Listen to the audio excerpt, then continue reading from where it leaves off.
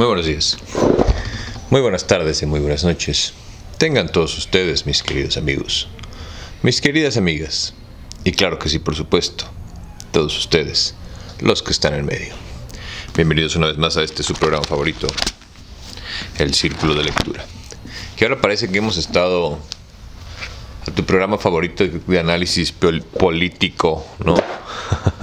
Llevamos varios que tienen que ver con los esquemas de control, de gobierno.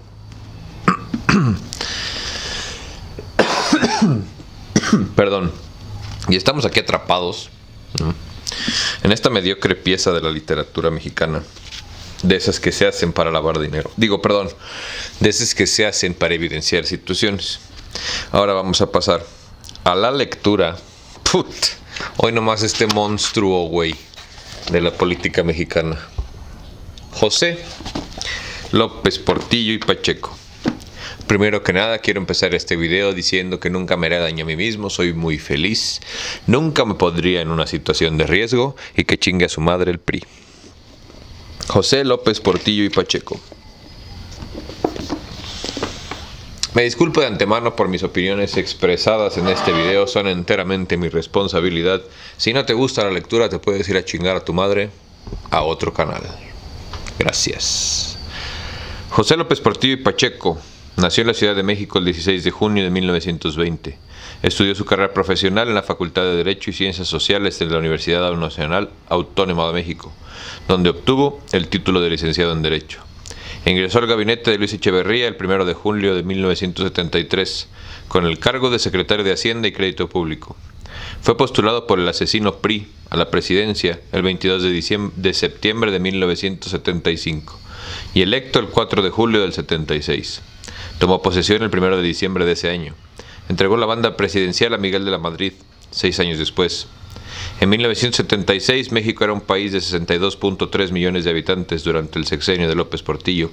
La economía mexicana creció en un promedio 6.2 anual. La inflación promedio anual fue del 32.7 y llegó al 98.9 en el último año de su mandato.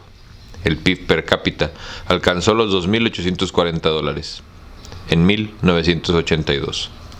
Entre los principales acontecimientos internacionales, el sexenio figura los siguientes. Jimmy Carter toma posesión como presidente de Estados Unidos en el 77. El Shah de Irán se marcha al exilio, mientras que el Ayatolá Khomeini proclama la República Islámica en el 79. Egipto y Israel firman el Tratado de Paz de Campo David en Washington. Carter y Leonid Brezhnev firman el SALT II en 1979. Cae Anastasio Somoza y triunfa la revolución sandinista en Nicaragua. La URSS interviene militarmente en Afganistán. En 1980 muere Tito en Yugoslavia y estalla la guerra entre Irán e Irak. En 1982 estalla el conflicto de las Islas Malvinas entre Argentina y Gran Bretaña, del que sale victorioso este último país. Y si les dices algo de las Malvinas a los argentinos, lloran. Me da mucha risa eso, güey. Pero vale la pena también mencionar cómo, desde cuándo está Israel en guerra, güey. Digo, porque ya sabes que los pinches hijos de David son bien llorones y te dicen que tienen derecho a muchas cosas. Pues bueno, para que te des cuenta, desde cuándo están en conflictos bélicos con todo el puto mundo.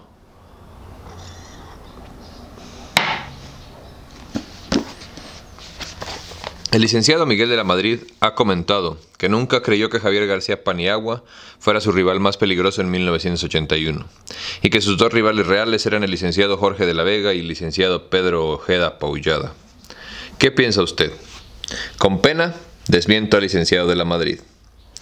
Respetuoso de las normas protocolarias, el entrevistado cita invariablemente a los personajes a los que menciona por su nombre completo y con su título o cargo. Para agilizar la lectura, después de la primera mención, se ha optado por suprimir o abreviar nombres y cargos. Nota del editor. Sí, para abreviar la lectura, seguramente. Abreviar la lectura. Sacas, o sea, sus pinches mediocridades, güey. Efectivamente, con la selección presidencialista en que me tocó intervenir, al final de cuentas fueron estas dos personalidades, esos precandidatos, García Paniagua y Miguel de la Madrid, exclusivamente. Ya habían salido los demás de la posibilidad y el panorama político de 1981. En función de los factores políticos que prevalecían, quedaban esos. Yo recogí el resultado de encuestas, de impresiones, de opiniones, y en el partido que se dan, aunque no sean las determinantes, y que fueron por parte del ritual político mexicano para que no ocurran cosas, como sucedieron después en las que hay sectores del partido que se muestran totalmente acordes con la selección que personalísimamente hace el presidente. Quedaron esos dos. Sigo sosteniendo que la función del presidente presidencialista, como lo fui yo, es que él siente la balanza. Esto es, se van recibiendo los pesos políticos específicos en los dos platillos, o en una balanza, y esa balanza se va inclinando. Se va inclinando hasta que definitivamente señala quién debe ser. A veces es por un peso mínimo, y entonces la reacción es, bueno, fue por el peso de un cabello. Si es el peso de un cabello, y además el enorme peso que está bajo el cabello, que está abajo del cabello, que es lo que con el cabello mueve el cielo. No hubo otro, y si estuvo Javier García Paniagua, quien opinaba sobre él, consideraba que era un hombre fuerte, con una personalidad y una sabiduría popular muy peculiar, que tenía una influencia fuerte y especial sobre el ejército, no solo por el prestigio de su padre, sino por sus valores personales y por el manejo que hacía de los principales militares, que entonces tenían mando. Todo ello indicaba que en el caso de un país desordenado, quien pudiera meterlo en orden sin que fuera un militar, era Javier García Paniagua. Por otro lado, los factores que pesaban eran que, si el problema con que yo iba a dejar el país era fundamentalmente financiero, mi sucesor tenía que ser un especialista en finanzas y en la forma de seleccionar precandidatos que privaba entonces, encerrándolos dentro del gabinete. Algo que ya se estaba desbordando, o se va a desbordar ahora. Eran las personalidades que entonces se distinguían en el país y se señalaban ante los sectores, y los sectores opinaban eso. De alguna manera, era la síntesis que yo recogía, y era además mi opinión personal, que también, claro, influía. ¿Cómo se crea la lista de los 6? Pues es un poco convencional decir exactamente que fueron 6, porque pueden ser más, pueden ser menos. Uno empieza a pensar en la sucesión desde el momento en el que toma posesión. Desde el primer momento, porque tiene uno que formar un gabinete, y uno es consciente de que el próximo presidente va a salir de ese gabinete. De acuerdo con la forma de tomar decisiones que tuvimos los presidentes presidencialistas, a partir de la fórmula de Ruiz Cortines, fue él quien culminó el proceso que después siguió con los que resultamos, y ahora estamos asistiendo a su terminación. Sabíamos que al designar secretarios de Estado, uno de ellos, o alguien del gabinete, de los cuadros inferiores, porque hay que preverlo todo. La nominación del gabinete es una cosa muy complicada. Va a ser presidente. Tiene uno que pensar en los primeros que son secretarios. Tiene uno que pensar en los subsecretarios que eventualmente van a llegar a sustituirlos, etc. El rito del gabinete es algo muy especial en el régimen presidencialista. Y, en este caso, resultó como estaba previsto. Quedaron eliminados los primeros que yo tenía supuestos. ¿Quiénes eran?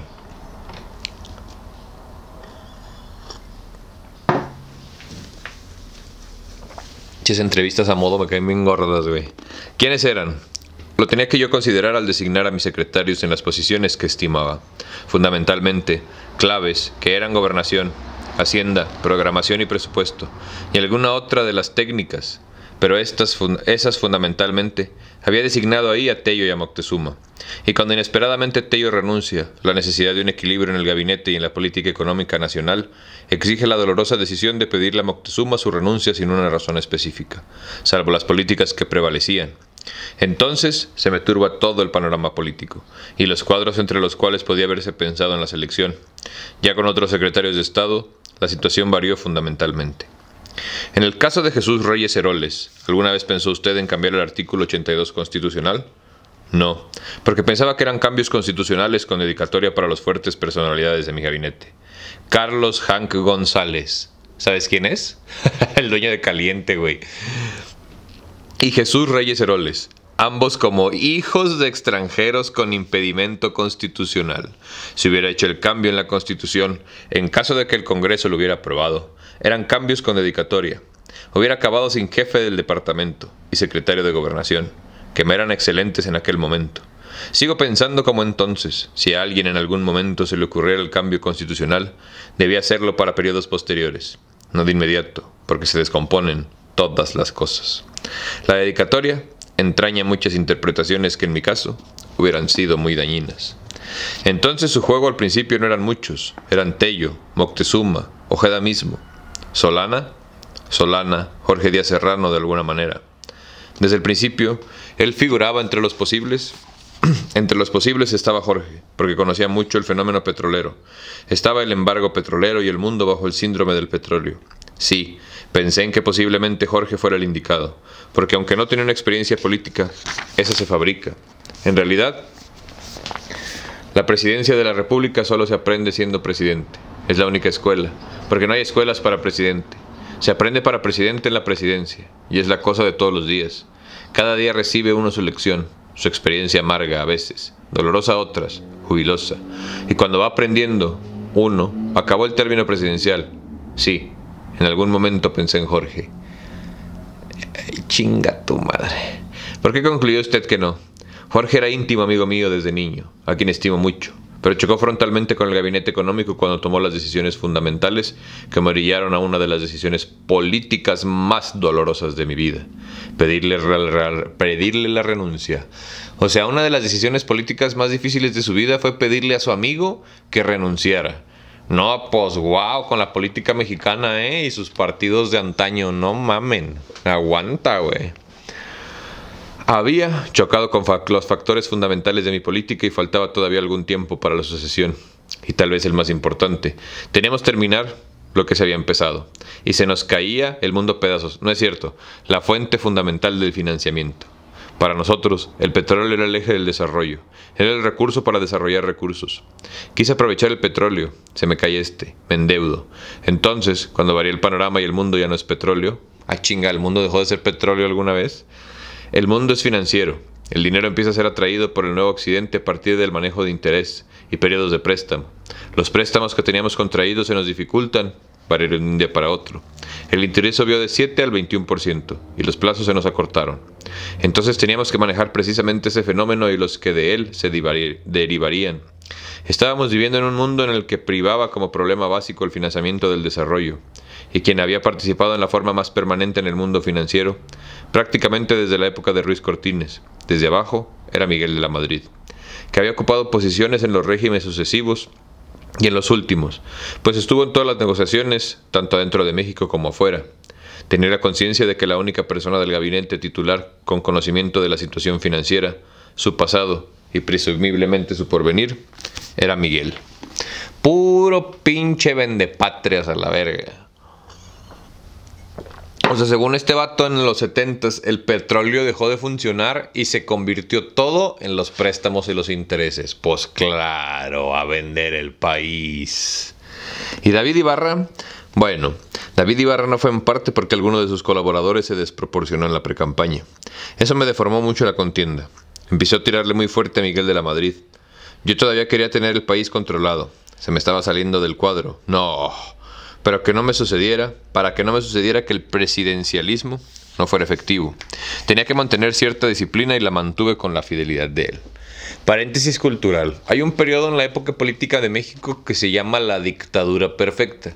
Eso es lo que estamos leyendo. La dictadura perfecta vista desde los pinches marranos, puercos, hijos de perra, chingan a su madre cada vez que respiren, participantes de la política priista de ese momento.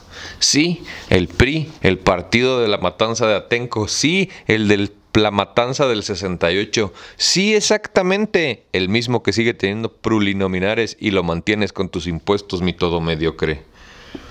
Cuando usted nombra a Miguel de la Madrid al gabinete, en mayo del 79, ¿ya había pensado en él como una opción? Necesariamente. Hasta ahí el problema del presupuesto era mi preocupación fundamental, porque mi experiencia en todas las áreas que había administrado, Patrimonio, Comisión Federal, me indicaba que la Secretaría de Hacienda reunía una serie de condiciones que la congestionaban y dificultaban muchas decisiones. Era una vieja marquesa que ya había envejecido, que había reunido una gran cantidad de joyas de la corona. Entonces, esa secretaría era fundamentalmente el centro de la reforma administrativa.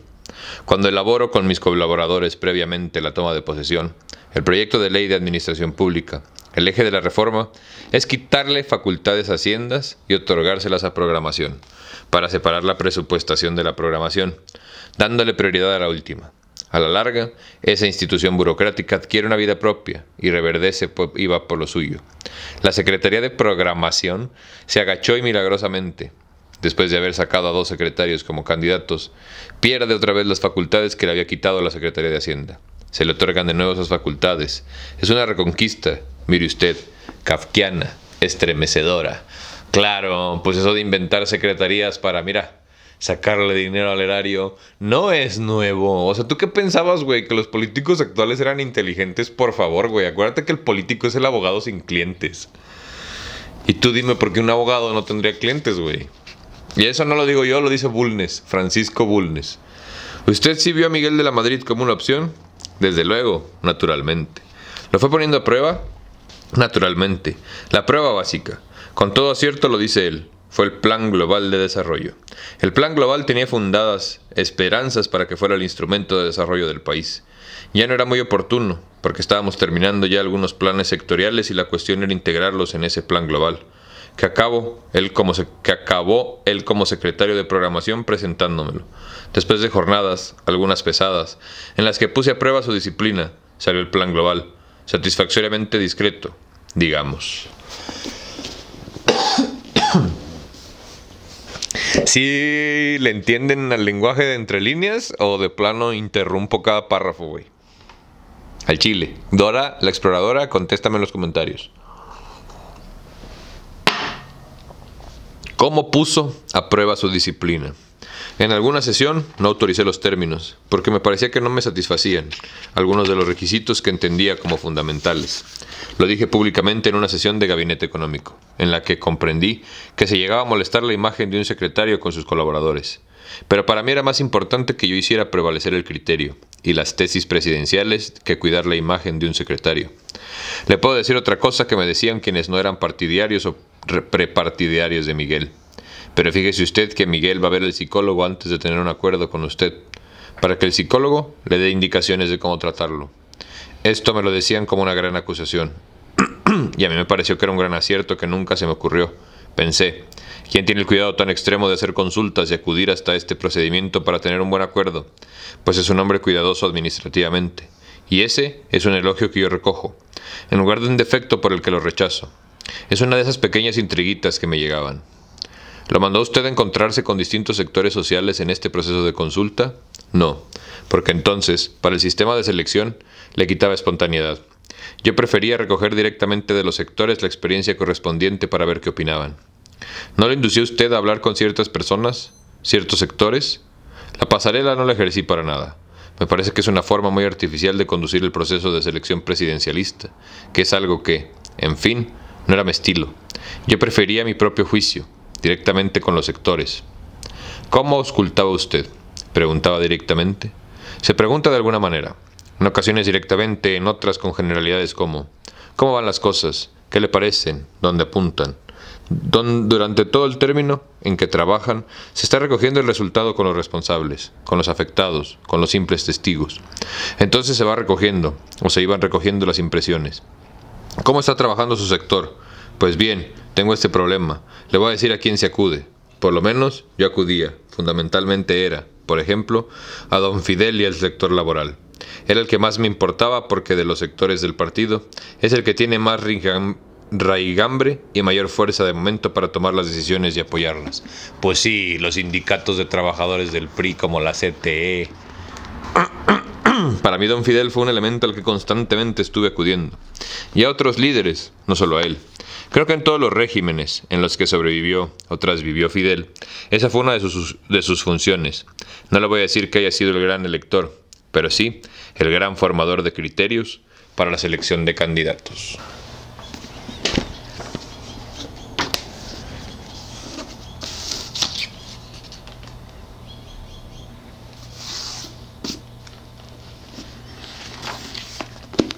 Él llegó a opinar sobre los que estaban, naturalmente con toda amplitud. ¿Qué le dijo de los que estaban? Pues él daba sus opiniones sobre sus cualidades, sobre sus posibles defectos, como su conducta, como la deformación posible, como las previsiones que debemos tener, en fin. ¿Objetó a alguien? Bueno, no recuerdo. Mentiría si dijera que efectivamente objetaba a alguien. pero a Miguel especialmente lo estimaba. Tenía por él cierta simpatía y su opinión fue favorable, coincidente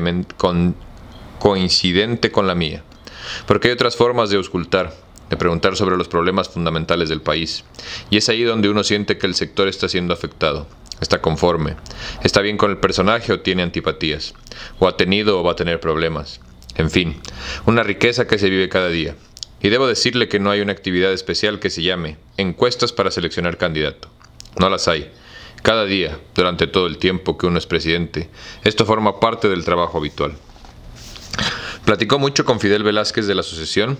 Él hizo comentarios sobre los distintos precandidatos. ¿Qué le pudo haber dicho sobre tal o cual candidato?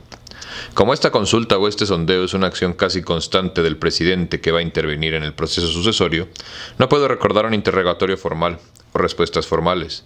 Simplemente van siendo en ocasiones indirectas, porque claro, hay el cuidado, por lo menos en mi caso, de que Fidel no fuera a considerarse como el gran elector. Es un aspecto sutil, pero que exige manejo político, que nadie se sienta el gran elector, y eso obliga a que las preguntas o los planteamientos sean sutiles y soslayados. ¿Usted recuerda si tenía opiniones más favorables sobre algunos, menos favorables sobre otro, dentro de este carácter elíptico, sutil, indirecto? Pues no podría contestarle de manera interminante. Simplemente puedo decirle que, ya entrado en la materia, no tenía objeciones en contra de Miguel. Lo veía hasta con simpatía. Se mostraba dispuesto a conducir el tramo de responsabilidad institucional que le correspondía, y a cumpliendo los estatutos del partido. No había una predilección porque nunca le planteé: oiga, ¿qué le parece este o este? Nunca formalmente, nunca como interrogatorio institucional en el que se registran las respuestas, como una prueba confesional o alguna cosa de esa naturaleza. No, muy lejos de eso. Los empresarios, los mismos, con menos frecuencia y con mayor desconfianza, porque en ellos siempre hay un interés muy específico, muy particular que en el caso, por ejemplo, de Fidel, no se daba, porque el hombre pensaba más que en el interés de clase, en el interés nacional. Sabiéndolo tratar, llegaba uno a extraerle su sabiduría. ¿Qué cosa era el interés nacional? En él, que podía ayudar a apoyar a la presidencia, y en este caso, la selección con mayor razón.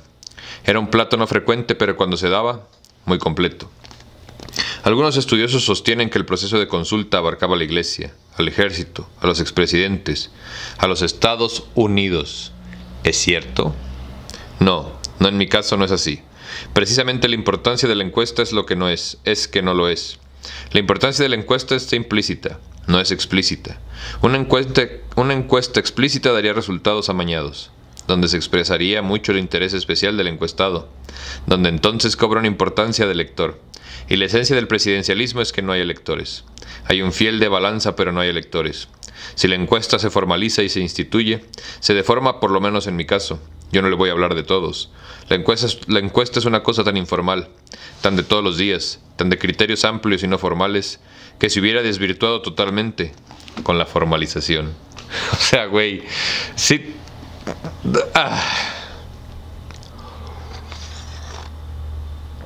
O sea, ¿para qué le preguntamos a todos si la opinión de todos no importa? Pero la Iglesia, el ejército, los expresidentes, los Estados Unidos y los empresarios no tienen nada que decir. Pero las encuestas no sirven de nada. En este proceso de consulta informal, ¿tanteó usted a la Iglesia, por ejemplo? A la Iglesia, puedo decirle que no llegué a tantearla de ninguna manera. Mis vínculos con la Iglesia no solo eran escasos, sino que prácticamente no se daban. Ajá. Y cuando se daban, era para problemas muy concretos, en los que no se admitía una plática generalizada como las que existe una encuesta o pulseo del tipo de las que yo hacía. Entonces con la Iglesia no. El ejército, desde luego.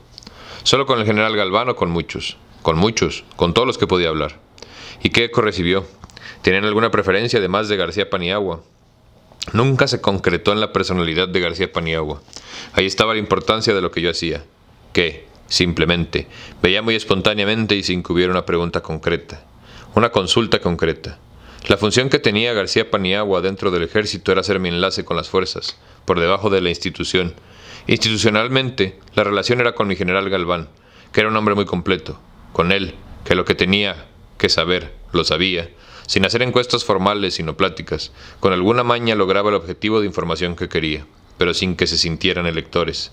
porque entonces me deformaban totalmente mi propósito. Es algo tan sui generis, es una función tan exquisitamente exclusiva y fina. Era cosa de todos los días.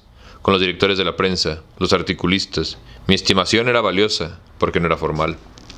Esa estimación era para saber cuál era el mejor, o para saber si el que usted quería podría ser un problema. Pues las dos cosas. De alguna manera es el trabajo que uno quiere que sea, como el físico, que tiene la balanza. ¿Por qué razón cae el fiel? Pues por una serie de circunstancias, el cabello que está arriba y el peso que está abajo, por una y por todas las demás cosas, no nada más por una, ni por dos, sino por muchas. ¿Tanteó usted a los norteamericanos sobre la posibilidad de García Paniagua? ¿Recibió usted alguna indicación? Nunca. Con los norteamericanos no me permitía ninguna conversación, sobre cuestiones interiores del país, en ningún sentido. Así es que a los norteamericanos ninguna conversación ni a propósito de PUM o no de PUM. No me hubiera atrevido, me hubiera dado vergüenza, se me hubiera caído la cara, hubiera dejado de llamarme como me llamo. Ay, ajá, güey, si todos sabemos que ustedes los americanos les tronaban los dedos, déjense de mamadas. ¿Y a través de algún intermediario no tanteó? No, para nada. Eso es precisamente uno de los resultados de la encuesta fina. Oh, no que no sirven. Se llega a la conclusión de que no va a haber antipatía norteamericana por la indagación que sesgadamente hace uno. No hay necesidad de consultarlos. No, porque ya les dan la línea hecha y dada desde la embajada.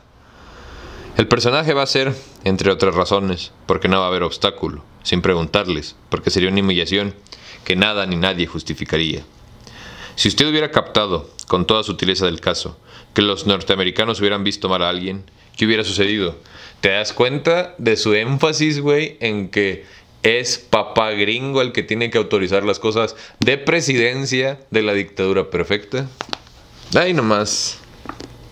Pues claro, si usted se hubiera captado con toda sutileza del caso que los norteamericanos hubieran visto mal a alguien, ¿qué hubiera sucedido?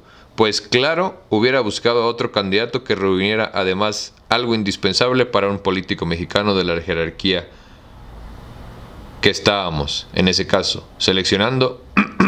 Debía de tener la simpatía norteamericana necesariamente. Una antipatía expresa y subrayada de ninguna manera. Uno de los matices que uno busca en la encuesta es la simpatía o antipatía que el presunto puede tener de los norteamericanos o de los sudamericanos. Claro que la importancia de Norteamérica es mayor, y tiene uno que considerarla, pero para nada los consulté. ¡Qué vergüenza! Vergüenza ser ustedes, cabrón. Vergüenza ser familia de ustedes, cabrón. Vergüenza traer la playera del PRI hoy. O del PAN, para el caso que es lo mismo. O de Morena, la verga, cualquier político es igual, güey. ¿Impera una situación semejante en relación con la iglesia? Si usted hubiera sabido que tal o cual candidato tenía una relación pésima con la iglesia, ¿eso hubiera tenido el mismo peso que Estados Unidos? No se me hubiera ocurrido hacer una comparación entre fuerzas políticas u opiniones en esta materia. Meditándolo ahora, en mi condición de expresidente y de ciudadano que contempla los procesos, tenía desde luego menos importancia la opinión de la iglesia, porque no tenía esta institución internacional la fuerza que ahora tiene. No mames, qué pendejo mono, güey. Que ha readquirido por una decisión política tomada en oportunidad con quien creyó que era conveniente. Pero en su momento, en el 82, definitivamente no. No le equipararía. No se me habría ocurrido hacer esa comparación. Se lo confieso, es ahora que le estoy contestando. ¿Cuándo pensó usted por primera vez en la aspiración y en la posibilidad de ser presidente? Tardíamente, porque entré a la política a los 40 años. No tuve tiempo ni de hacerme ilusiones porque era ya grande. Pensaba que mi carrera política, una vez definida mi vocación, llegaría cuando mucho secretario. Secretario, dije, sí lo voy a alcanzar porque creo tener posibilidades y capacidades para ello. Conforme fui cubriendo una gama de posiciones políticas que me capacitaron extraordinariamente, pensaba, confirmadamente, en que tarde o casi seguro llegaría a secretario. Pero para presidente me empezó a latir esa posibilidad. Recuerdo que Luis era muy formal. A pesar de la enorme amistad que teníamos, era muy formal con su trato conmigo. Alguna vez me dijo al terminar un acuerdo, ya como secretario de Hacienda: venga usted, señor licenciado, le voy a enseñar la parte de Los Pinos que no conoce. Entonces me dio una paseada por la planta baja de Los Pinos, donde me asombraron las enormes instalaciones que hay ahí. Boliche, cine, salones y más salones. Me enseñó las bodegas con regalos inusitados que le llegan al presidente y me confió intimidades de los intestinos de Los Pinos. Y ahí me latió, por una casita, Un cantito de sirena nada más. Simón.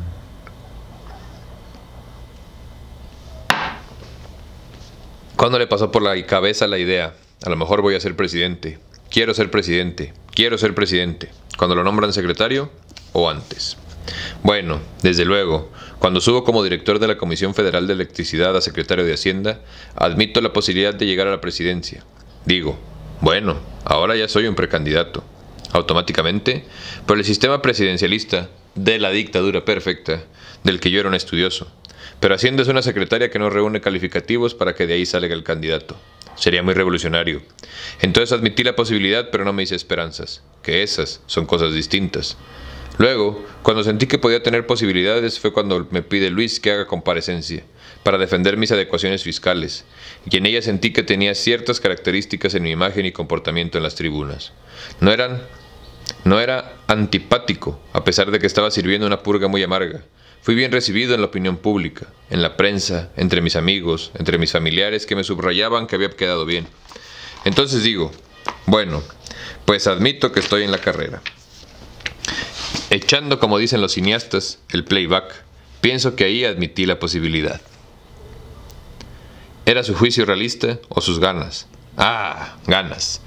¿Cuándo empezó a tener realmente ganas de ser presidente? Cuando tenía 10 años y contestaba el teléfono de mi casa. El presidente de la República.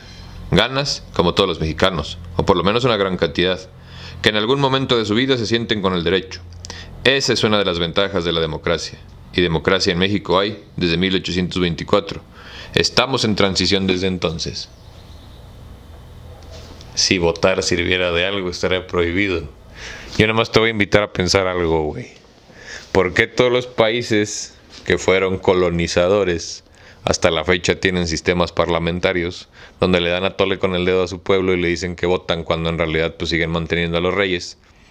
¿Y por qué en los demás países tenemos democracia? ¿Qué te hace pensar que después de una vida de esclavitud te van a dejar decidir? Larga, ¿no? ¿Larga? Pues somos un pueblo con problemas muy profundos que no podemos adecuarnos de un día para otro a instituciones que son resultado de una experiencia ajena. Primera verdad que dice. Y a la que tenemos que adecuarnos, tenemos que ahorrarnos las instituciones occidentales. Somos hijos de dos absolutismos. Idiosincráticamente tenemos esa característica. Democratizarnos ha sido y será todavía muy pesado, como lo ha sido para tantos pueblos del mundo. Claro que esa transición dura más. No seamos protagónicos y pensemos que hasta ahorita la empezamos. No, la transición es muy vieja. Cuando lo nombran secretario de Hacienda, es en el momento en el que se empiezan a juntar sus ganas de toda la vida con sus posibilidades. El voto viene desde antes que el pinche Jesucristo saliera de la vagina de María, güey. Aquí el voto siempre ha sido voto. Pero bueno, ¿qué van a saber ustedes de historia precolombina? Cuando lo nombran secretario de Hacienda, es en ese momento que se empiezan a juntar sus posibilidades con sus ganas de toda la vida. No, ganas de toda la vida no, porque no era algo que normaba mi vida y que tuviera en el horizonte de mis propósitos y objetivos. Más aún, mi convicción era que había entrado a la política tarde. Para los cánones de México iba a ser presidente a los 56 años y hubiera sido plenamente consciente de que si hubiera alguna posibilidad, se agotara en cuanto cumpliera más de 56 años, ¿verdad? Entonces, nunca tuve hasta el momento en que le digo una conciencia objetiva de que podría llegar a la presidencia. Cuando esto sucede, se fija una estrategia, una táctica de qué hacer, qué no hacer, cómo moverse, cómo no moverse.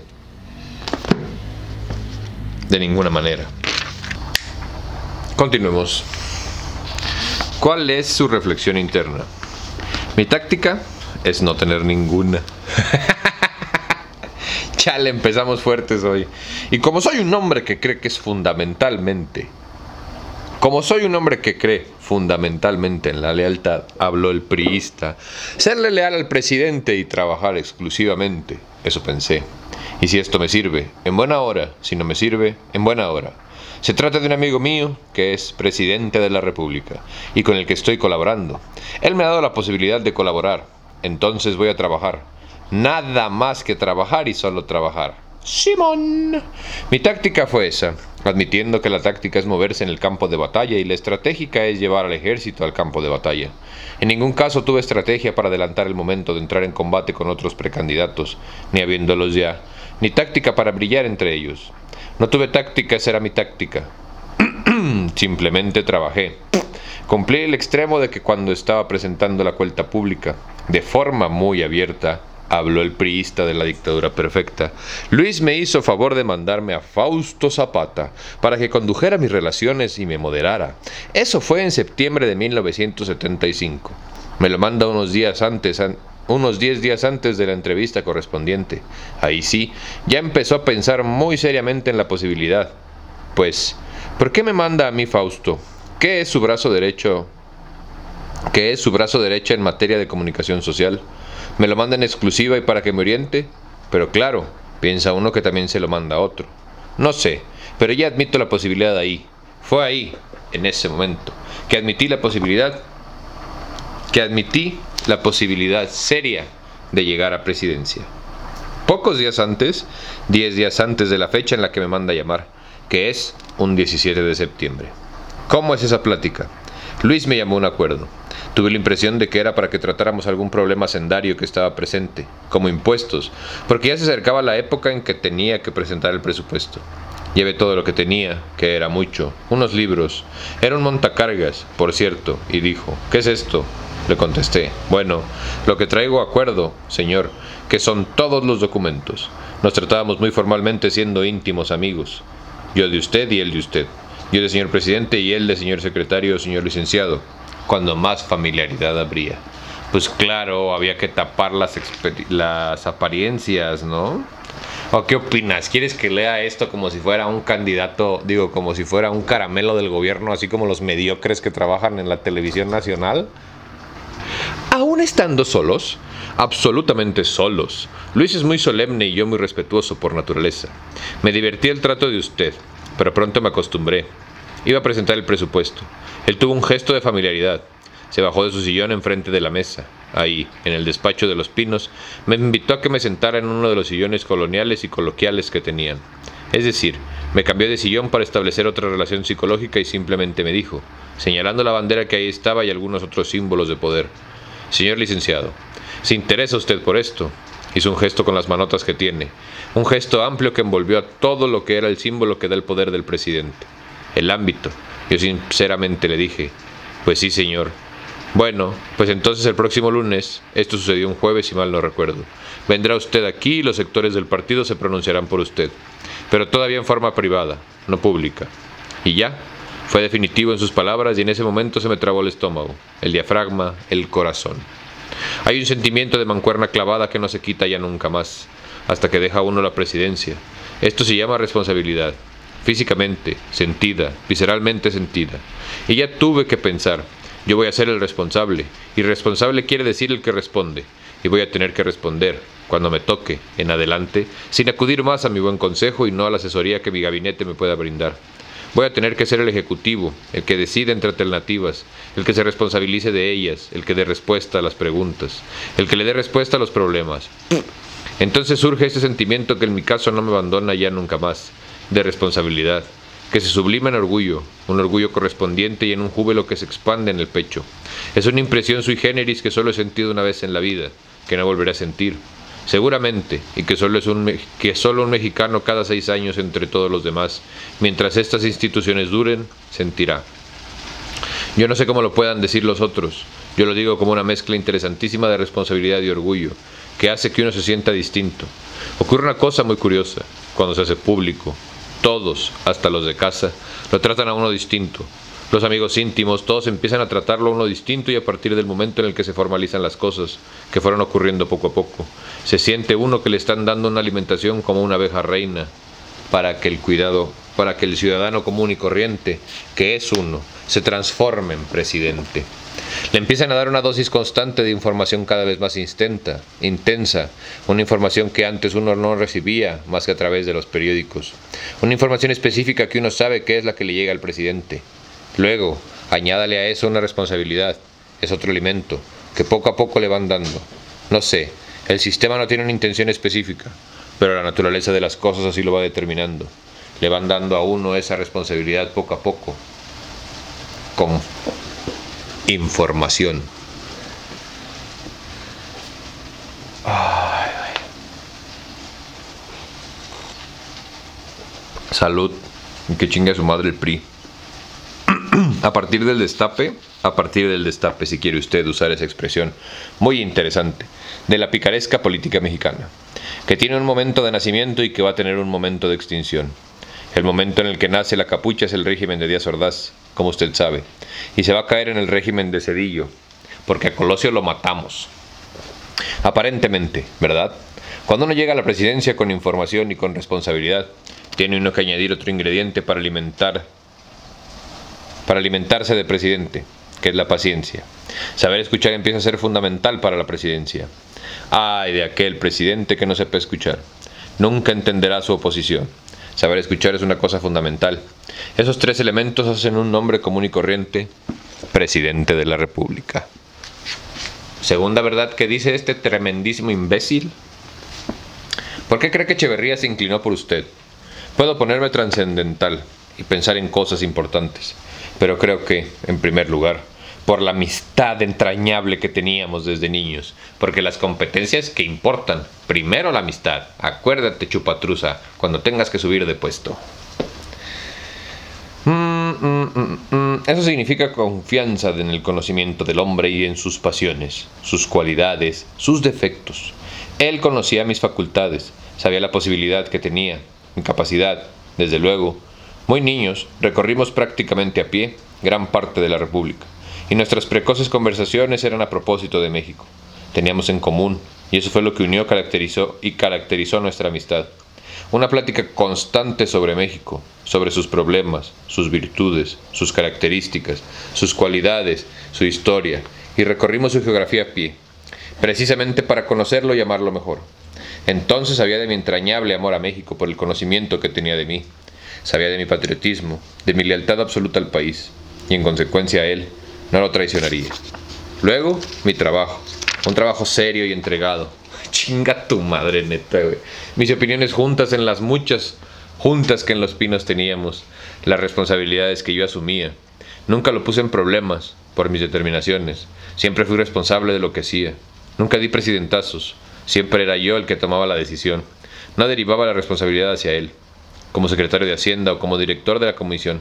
Hago tal cosa no porque el presidente lo manda. Había acuerdos generales también que yo acataba. Mi disciplina, mi salud, el conocimiento personal que de mí tenía tan completo que no cambió con el trato político. Y supongo que por esas razones, y por algunas otras, que él le dirá.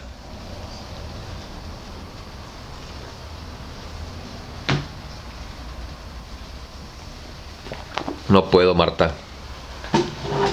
Porque además imagínate, güey, que hay banda que decidió escribir un libro, güey, de estas mamadas. O sea, afortunadamente, ¿no? Porque si no, no estaríamos leyendo nosotros el descaro de estas personas al expresarse de sus trabajos en los que, güey, todos sabemos que no hacían ni puta madre. O sea, no mamen, güey, O sea, ¿sí me entiendes? Hacen más mis alumnos de secundaria en la escuela que ustedes en la presidencia, hijos de perra. ¿Usted no sintió un empeño de Echeverría por conservar parte del poder? Bueno, de alguna manera cuando me designa al presidente, secretario y al presidente en el DF, de mi partido, como precandidato yo ya tuve una estructura que no califiqué ni quería calificar. Sabía que en algún momento determinado las instituciones prevalecerían, como había sucedido en la época de Calles, a quien se le habían olvidado las instituciones y había establecido el maximato por no aceptar la reelección, para conservar el poder. Pero simplemente pensé que Luis era, fundamentalmente, un político que toda su vida, desde que éramos niños, había soñado con la política, y que ya conociéndolo de hombre maduro, actuaba políticamente. En su política se le aconsejaba de una cierta manera, y yo aceptaba.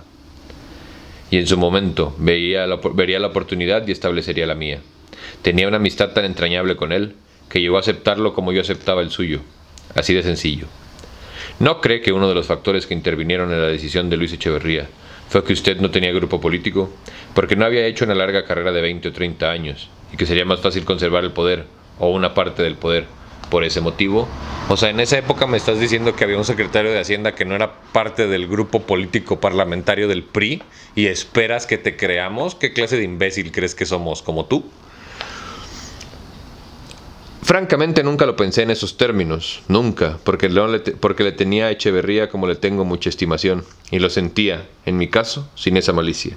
Efectivamente no tenía yo grupo político por eso, pero eso podría ser una ventaja respecto de los compromisos. Por ejemplo, no tiene grupo político, no tiene compromisos, luego va a ser un gobierno de utilidad a la patria. Así lo interpretaba, no lo interpretaba maliciosamente. Ni ellos se creen, güey, la neta, o sea, no hay necesidad de decírtelo, pero sí hay necesidad de decírtelo porque muchos de ustedes ni siquiera vivieron estas épocas, güey. O sea, la dictadura perfecta ni siquiera sabes qué es, güey. Entonces, sí es importante que lo leamos y si no te gusta, bótate a la verga, cámbiate de canal, güey, así de fácil. O sea, puedes votar, güey, pero a la chingada. Obviamente la tenía, esa malicia. Específicamente no. Sé que eso es lo que se maneja con frecuencia y puede ser que no se le olvide a él. ¿O no? Porque no es algo que se confiesa, ¿verdad? Salvo en un arranque de sinceridad muy objetiva que me aclararía las cosas. Pero no, nunca pensé eso. ¿No habría pensado que usted lo cuidaría por la amistad que tuvieron en la infancia y en la juventud? Eso sí, desde luego, sabía de mi lealtad y de que no habría una traición. Ni política ni personal. No. Conforme pasó el tiempo me di cuenta que el presidencialismo tenía una regla implícita: romper para estabilizar. Y por la misma rudeza del presidencialismo, al terminar un presidente, hay una inercia de quienes la acompañan al interior. Quieren, de algún modo, conservar el poder. Y entonces empiezan a moverse políticamente con independencia de su jefe. En este caso de Luis, conforme pasaba el tiempo, sobre todo en los primeros meses, Jesús Reyes Heroles, mi secretario de Gobernación, empezó a informarme que en San Jerónimo había una cola constante de automóviles y una congregación de políticos. Él me informaba, ahora me doy cuenta, con malicia, porque desde la escuela tenía animadversión contra Luis. Pues, güey, se están peleando el trabajo en el que no haces nada y más ganas en México, güey. ¿Tú crees que no se van hasta matar por esos puestos? Por supuesto que sí, güey. Es más, pregúntale a la gata esa plurinominal que le andaba dando las nalgas a Lito Moreno, güey. Desde muchachos, y por cosas de muchachos y de muchachas que no sé y que posiblemente Luis le refiera, pero me informaba muy negativamente de San Jerónimo. Después surgió en mi subconsciente político la idea de la Casa Blanca como institución autónoma y de San Jerónimo también personalizándose. ¿Veis? Wait, my friend. Espérame, no estaba preparado. A ver. ¿Qué dijo este todo imbécil? Desde muchachos y por cosas de muchachos y de muchachas que no sé y que posiblemente Luis le refiera, pero me informaba muy negativamente de San Jerónimo. Ojo aquí. Después surgió en mi subconsciente político la idea de la Casa Blanca como institución autónoma y de San Jerónimo también personalizándose. La Casa Blanca como institución autónoma política en México. ¿O lo entendí mal, güey? Esa personalización en San Jerónimo era muy negativa, profundamente negativa, porque lo que Chucho hacía conmigo lo hacía también con los medios. Fue dejando correr la especie del maximato y ese problema de comunicación de Chucho con los medios, manejado en forma autónoma, sin mi consentimiento ni mi conocimiento, fue la causa fundamental que tuviera que prescindir de él. La acumulación de datos sobre lo de San Jerónimo llevó a crear la adversidad en momentos en que yo necesitaba la consolidación nacional basada en la confianza. La posible acción o actuar de Luis en la política alarmaba a ciertos sectores que él había afectado y no contribuía a un clima de confianza que era indispensable para que yo pudiera cumplir con los 3 pasos de bianualidades que me había propuesto. Tuve que llamarlo y decirle: mi hermano, por razones esta y esta, te voy a pedir que salgas del país a donde quieras. Ayúdame, porque es un factor de ingobernabilidad con el que me vas a ayudar. Tu personalidad, tu inercia, el movimiento de tu gente, está haciendo que se me dificulte la gobernación de este país. Algo me dijo entonces Chucho que me prendí un foquito, pero no le di mayor importancia, porque tenía plena confianza en Chucho. Desterrado, desterrado, por dar su opinión diferente al político en jefe en el país desterrado. Dictadura perfecta. Sí, se lo dijo Echeverría. Alguna cosita me dijo Chucho, pero ni muy profunda, ni muy fundada, ni muy explícita. Algo me dijo. Mi tesis era que, como quiera que fuera, por el manejo de Chucho o no. Aparte, fíjate, güey, ¿te das cuenta cómo cambiamos del nombre propio al apodo despectivo? Ponte las pilas, bebé. Su presencia me estaba impidiendo obtener de mi pueblo la confianza completa. Chinga tu madre. Y había ciertos sectores que estaban todavía parpadeando. Y le dije, me vas a tener que ayudar. Y te vas a tener que ir del país. Te ofrezco, por ejemplo, la embajada de Francia. Te ofrezco todavía la de España, que se la ofrecí inmediatamente después a Díaz Ordaz y por la misma razón, para que no se creyera que había un pleito entre uno y otro, etc.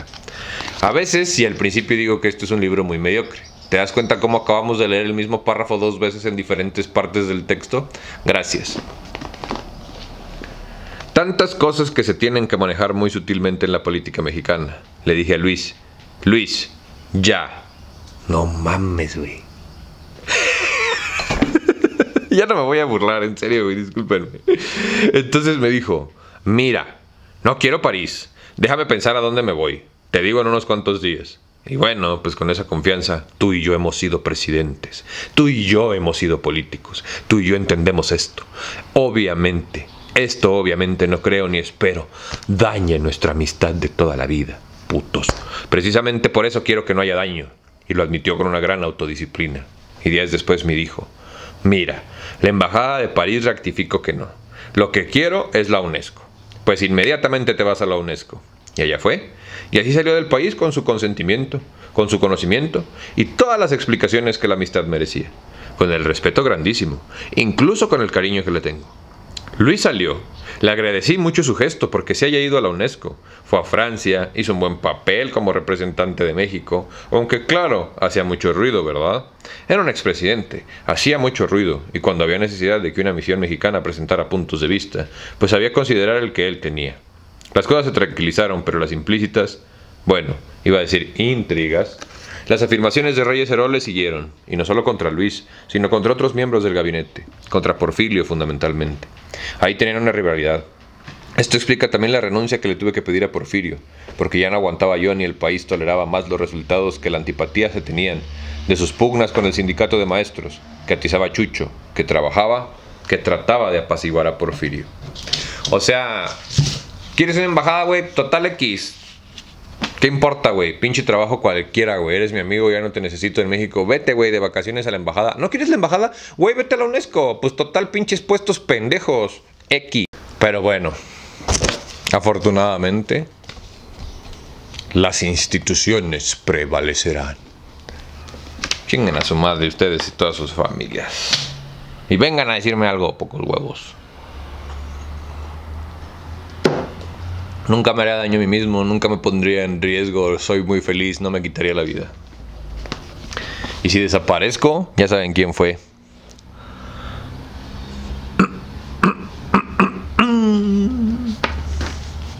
Usted buscó mantener un equilibrio entre Luis Echeverría y Gustavo Díaz Ordaz al nombrarlos a los dos embajadores. Las cosas fueron un poquito más separadas en el tiempo, pero sí, evidentemente conexas.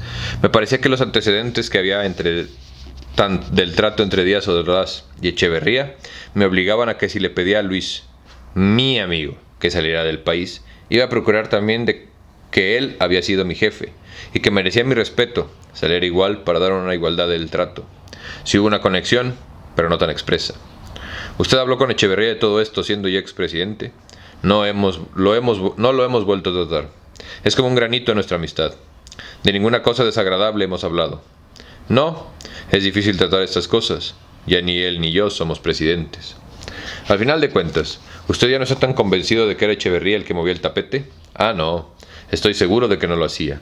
Recibía a la gente como recibo yo. ¿No estuvo intrigado? No, de ninguna manera. En aquel momento, ¿sí lo pensó usted? En aquel momento creía en la información de mi secretario de Gobernación porque estaba obligado a creer lo que mi secretario me decía mientras lo fuera. Hasta que me convencí de que había una dosis de cuestionamiento político peculiar. Ay, me caga leer mentiras, güey. Es cuenta que este libro es como hablar con cualquiera de mis adolescentes, güey. Puras pinches mentiras y exageraciones. O con las mujeres que he salido en mi vida. ¡Au! ¿Cómo evoluciona su opinión sobre Reyes Heroles? Chucho fue uno de los compañeros más brillantes, si no es que el más brillante. Hasta el extremo que cuando se le dio el caso de informar sobre el gabinete, fue el único al que le di a escoger. Le dije: oye Chucho, considero que tú eres un gran valor intelectual mexicano. Lo dije seriamente, no como ironía, según me tomaron después la afirmación. Tú, si te dedicas, puedes llegar a tener un valor equivalente a Ortega y Gasset. Si te quieres dedicar a escribir, ahí tienes a Nacional Financiera que te deja tiempo, oportunidad para escribir y función pública para que tengas una ubicación y se te respete. O la Secretaría de Relaciones Exteriores, o la Secretaría del Trabajo, o la Secretaría de Gobernación. Escoge, por favor. No importa para lo que seas bueno, importa que te vayas contento conmigo, amigo mío. ¡Huevos! Inmediatamente escogió Gobernación. Algo que me dio mucho gusto, porque ahí necesitaba un hombre fuerte que me ayudara a manejar la situación política, ya que fundamentalmente me iba a dedicar al manejo de la situación económica. Necesitaba un operador. Lo que ocurrió fue algo que entonces no me resultó tan evidente como después lo reflexioné. Como Jesús era hijo de español, carecía de esa condición constitucional para ser presidente de la República. Y en su oportunidad, como no tenía clientela política que cultivar, fue un secretario de Gobernación poco extremista, violento y hasta poco considerado. Empecé a recibir quejas del trato que le daba a los gobernadores, que los recibía de pie y que los apremiaba para que dijeran lo que los llevaba a ser el secretario de Gobernación. Me di cuenta que esto iba a significar un problema, porque cada vez estaba manifestándose más bruscamente esta condición. Pues claro, mi todo imbécil. No le preguntaste si estaba preparado, le preguntaste qué quería. Oh, de veras, güey. O sea, como tu amiga, güey, la que se mete con el güey violento y luego anda llorando que le pegan. No mamen. Por no tener boleto. ¿Boleto? Por no tener boleto.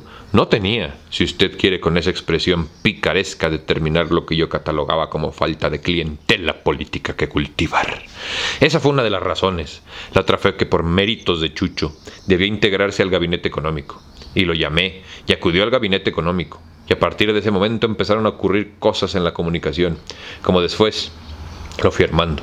Ocurrió sencillamente que Chucho tenía la impronta de la forma en que Ruiz Cortines manejaba la comunicación, especialmente con la prensa.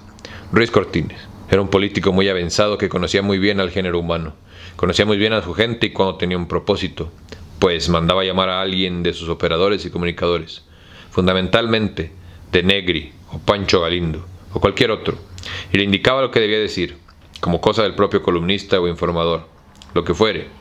Esto era perfectamente correcto, porque Ruiz Cortines era presidente y él sabía lo que quería y cómo lo quería. Pues de la misma manera me empezó a manejar, especialmente la prensa Chucho, pero sin consultarme, simplemente dando por sentado que eso era lo que convenía. Yo me fui encontrando con que había enfrentamientos en el gabinete, como Roel, como Porfirio Muñoz Ledo, que empezaba a haber cuestiones en las que me estaba desordenando mucho la comunicación social. El problema de este tipo de dictaduras perfectas, güey, es que son como todo lo que nos enseñaron los europeos, ¿no? Pura pantalla, güey. Entonces, tienes un político perfecto en el que todo su gabinete es perfecto porque la prensa es perfecta. Entonces tú cuestiónate, ¿las cosas son perfectas o realmente más bien todo el mundo le tapa el culo al otro, güey? Y todos los errores que pueda haber, pues yo te los tapo a mí porque eres mi cuate y tú me los tapas a mí y así nos vamos de esta cadenita infinita que nos lleva a la política mexicana de hoy, dijera el presidente más naco que hemos tenido. Entonces, y usando naco en su opinión más despectiva, nada más porque es panista, güey. Entonces, si te das cuenta, güey, aquí como nos lo está describiendo el señor, güey, nunca se han elegido, o bueno, sí, a la verga, nunca se han elegido los puestos en base a competencias, güey. Se eligen en base a compadrazgos. Tú, Barbitas, ¿cuánta gente tienes? Ah, no, pues yo ahorita represento alrededor de a 6,400, digo, a 3,600 personas. Entonces soy una fuerza política de casi 4,000 vergas. Entonces, el Barbitas me sirve para esto, porque es una fuerza política que tiene tantas personas.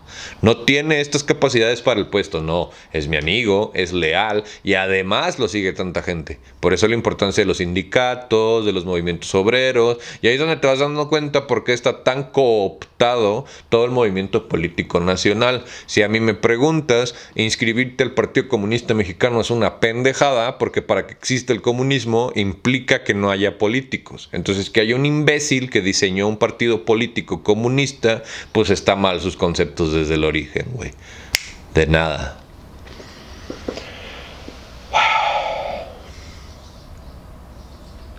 Sobre todo en el gabinete económico. ¿Te das cuenta cómo me tengo que relajar? En el gabinete económico se empezaban a filtrar algunas informaciones que yo consideraba necesario que fueran reservadas. Empezaban a filtrarse, como las filtraba don Adolfo. Hice mi indagación y resultó que salía de Gobernación. Y ya no me pareció que Chucho estuviera manejando la secretaría como al principio. Empezó incluso a aprovechar a la secretaría para desahogar una animosidad o rivalidad contra Luis Echeverría. Y me empezó a hablar de un concepto, San Jerónimo, de las reuniones en San Jerónimo, de las multitudes que iban allá y de los no acuerdos, pero sí disposiciones o líneas que de ahí salían. En gran parte esto fue lo que me llevó a pedirle a mi amigo Luis que saliera del país, porque se manejaba ya la idea del maximato. E investigando, encontré que esto era una fantasía, o una malicia, o qué sé yo, de Jesús. Entonces, cuando se trata de hablar de él despectivamente es Chucho, pero cuando se trata de echarle la culpa es Jesús. Ok, estamos entendiendo. ¿Investigando? ¿Cuándo? ¿Poco después? Poco después, cuando me di cuenta de que había una estructura ahí y tenía que saber quién la estaba provocando o quién era el responsable al que se le pudiera imputar lo que estaba aconteciendo. Esto determinó que hiciera mis investigaciones y que me encontraba en una línea, a Jesús. Entonces me pareció inconveniente y por muchas razones decir, bueno, se acabó. Se acabó. ¿Y por qué no le preguntó por qué no le gustaba que se filtrara la información? ¿O qué información se estaba filtrando? ¿Por qué lo ponía nervioso que se filtrara información de Hacienda cuando pues en realidad tendría que ser todo muy transparente, ¿no? Eso es lo que yo hubiera preguntado, pero por eso a mí no me invitan. La primera visita del Papa Juan Pablo II a México, ¿te das cuenta? En enero de 1979, ¿no fue un factor? No, lo del Papa es una de las leyendas, que no sé quién, posiblemente él mismo, filtró para hacerse el liberal o qué sé yo. A estas alturas de la vida, lo que menos quiero es crear confusiones. La visita de el pedófilo, por cierto, Juan Pablo II, le parecía muy bien. Él me decía, nos va a hacer mucho provecho, no va a pasar nada. Así que no hubo oposición de su parte. El discurso que pronunció en Acapulco, que después se manejó como una especie de llamada de atención al presidente, lo discutimos previamente. Yo acepté en sus términos. Él lo manejó después como una proyección personal de su verticalidad liberal. Significaba un manejo político de opinión que contribuyó a la decisión que tomé. Desde luego. ¿No me crees sobre los gustos de Juan Pablo? Ráscale, güey, al iceberg que tiene Acapulco y dime por qué el Papa de todos los estados de México decidió dar su discurso ahí. El Papa que, por cierto, protegía a los hombres que les gustaban los monaguillos, güey. Ahí nomás te lo dejo de tarea, güey. Búscale, ráscale, no le creas nada más a lo que te dice el padre de los domingos, mi todo imbécil. Luis Echeverría, cuando salió a la UNESCO, le comentó algo muy de pasada sobre Reyes Heroles. En detalle. Ya no lo recuerdo con precisión, pero para usar una expresión vulgar, era el pique que estaba provocando entre nosotros la posición de Chucho desde la Facultad de Derecho. Tenía problemas con el trato con Luis. Que desde la Facultad de Derecho tenía problemas con el trato con Luis. Ahí el medio que fui yo, no el libro, discúlpenme. ¿Por? Pues no lo va usted a creer, pero yo creo que por la imagen de éxito con las mujeres que tenía Luis. ¿Tenía esa imagen? Sí. Luis era un hombre que tenía entre las mujeres mucho atractivo por su voz y por sus manos, por su trato, por su conversación, incluso por su figura. No por su puesto, no. O sea, nada que ver, güey. Él tenía muy buena presencia. ¿Por qué otra razón surgen rivalidades entre muchachos? Porque rivalidad política no la hubo. En la sociedad de alumnos no participaban ninguno de los dos. En los estudios no eran contemporáneos. Chucho iba un año adelante. La única razón que encuentro como posible explicación de esa rivalidad totalmente escolar sin mayor relevancia es cuestiones de faldas. Ahí sí le tengo que reconocer que tiene una verdad completa y total, güey. No hay nada más que pueda acabar con cualquier cosa que unas nalgas, güey. Es más, decía mi abuelo, güey, pueden más un par de tetas que 2 bueyes y 2 carretas. ¡Chau! ¿Existe alguna manera de que, democráticamente, contiendan 3 o 4 candidatos dentro del PRI y haya una convención o una primaria y salga uno, porque es el que recibió más votos y que el presidente no se meta, ¿es posible esto? Güey, estamos hablando del PRI. O sea, no preguntes pendejadas, por favor. Es como preguntarle a la Iglesia Católica si lava dinero. Obvio no. Guiño, guiño. En un PRI clásico, como el que me tocó vivir y como el que cerraba con broche de oro el sistema político que nació desde la época de Cárdenas y Calles, esa figura es muy difícil porque nació precisamente para que una voluntad política indiscutible fuera la prevaleciente y resolviera los conflictos. Ahora, esa época ha pasado y se va a experimentar si es posible resolver de otra manera los conflictos que van a surgir, indudablemente por la proliferación de candidatos. De tal suerte que aunque en estas materias no hay nada definitivamente escrito y si al final de cuentas viene siendo una convención, esa convención en un momento determinado puede cambiarse, alterarse, sin que dé una forzosidad ni lógica ni arqueológica para que suceda de otra manera. Lo tradicional es que, ante el conflicto, una voluntad que no se discute sea la que lo resuelva. Yo creo que ahora se va a hacer el intento de una experiencia que servirá para la reorganización futura de un partido que tiene que cambiar de fisionomía y de función política dentro de un sistema que ya se agotó. Si quieres lo vuelvo a leer y sin hacerme el chistoso, güey, pero no dijo nada. ¿Existe alguna manera de que democráticamente contiendan 3 o 4 candidatos dentro del PRI? Y haya una convención o una primaria y salga uno que es el que recibió más votos y que el presidente no se meta. ¿Es posible esto? O sea, ¿es posible hacer esto como una parte democrática electiva en la cual la gente vota por el que más le gusta y no por el que ustedes pendejos quieren? Guacha. Y tú dime qué dijo, güey.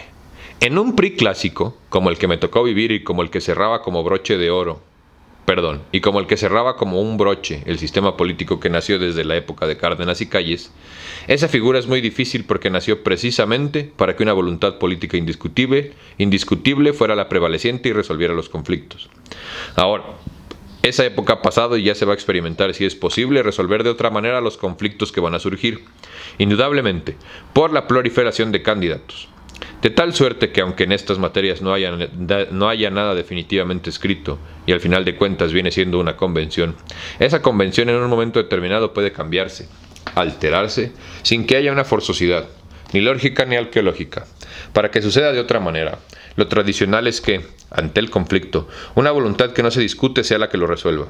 Yo creo que ahora se va a hacer el intento de una experiencia que servirá para la reorganización futura de un partido que tiene que cambiar de fisionomía y de función política dentro de un sistema que ya se agotó. O sea, después de no decir nada dijo que no, que básicamente el PRI se diseñó y se creó. ¿Cómo lo dice? Esa figura es muy difícil porque nació precisamente para que una voluntad política indiscutible fuera la prevaleciente y resolviera los conflictos. Ahora, esto no lo digo yo, güey, ni es una especulación de mi parte.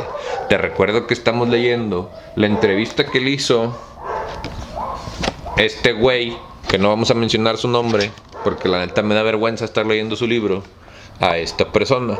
Que sí vale la pena que discutamos, porque al final el que no conoce su historia está condenado a repetirla. Muchísimas gracias a ti por venir a tu ejercicio de resistencia cultural favorito, güey. Y la neta, seamos honestos. Seamos honestos. Yo sé que tal vez te quieras dormir mientras leo, güey, pero sí soy chido. Sí me aviento unas puntadas perras. Y si no me atrevo a decir mi opinión como la digo, ¿cómo te vas a atrever tú a pensar, bebé, chiquito, precioso? ¿Y cómo verga vamos a cambiar el país en el que vivimos si seguimos pensando así? Si seguimos haciendo literatura así, a modo, sin cuestionar, güey, sin hacer preguntas difíciles, güey, sin decir nuestra opinión, sin pinches pelos en la lengua, güey, y te lo digo yo que tengo pelos en los pelos, carnal. Entonces, vayámonos convirtiendo en esta parte que nos gustaría para cambiar el mundo que queremos. El mundo que quiero no existe, lo tengo que construir. Gracias a ti por venir y nos vemos pronto. Y acuérdate que chingue a su madre el PRI y arriba la América, pero de un palo.